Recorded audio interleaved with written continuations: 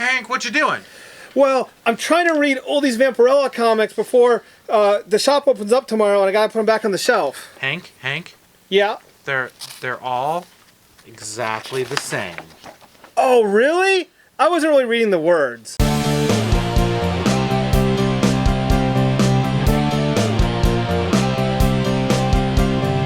1, 2, 3, 4, 5. Play it back. Oh, you already did that? Cool. Attention all Star Wars fans. We got a big one this week with Star Wars Darth Maul #1. It's a new Star Wars mini.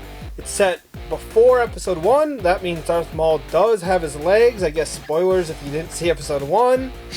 And super spoilers, there's other cool characters coming in this book. I won't say who, but maybe bounty hunters. And there's a... No. Damn it. Is And- Jango in that book? No. Are there Mandalorians in that book? Maybe.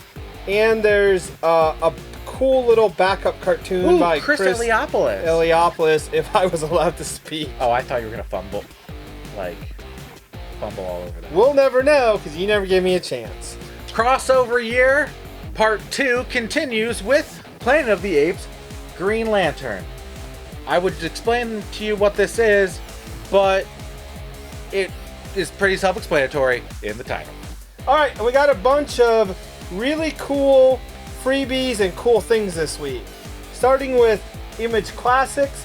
This is a little preview and description of a bunch of, probably all of the current Image line. So if you've heard your friends talk about Image Comics and don't know what they're talking about, pick this up for free. Also for free, you can get Vampirella. She's back. And actually, as much as I make fun of Vampirella, this book looks really good. It's almost like John Carpenter's The Thing meets Vampirella. It's normally a quarter, but we're giving it away for free.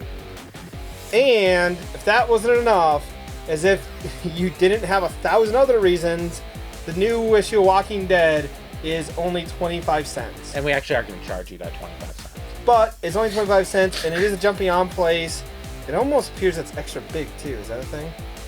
It might be. Some of those books just feel that way though, because it's got the extremity backup too. But either way, it's a heck of a deal for a quarter. In $1 reprint news, Oni is bringing us a $1 reprint of the first issue of their current Invader Zim book, and Marvel is bringing us $1 reprints of the super classic Chris Claremont, Frank Miller Wolverine, and Hulk 181, the first appearance of Wolverine. Both of which are really fun and totally worth $1.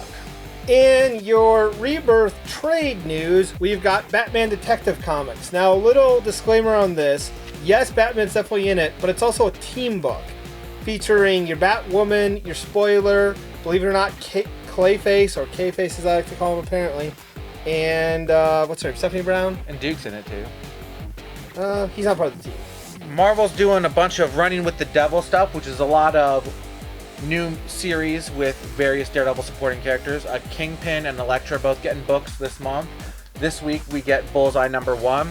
Now it's written by Ed Brisson, who is not the greatest writer in the world, but he knows action and espionage-based stuff. He is really great at that. He is a perfect fit for this book, and it's worth checking out if you've ever cared about the character of Bullseye or want to read, a good anti-hero book. We also have a brand new deluxe hardcover edition of Spider-Gwen Volume 1.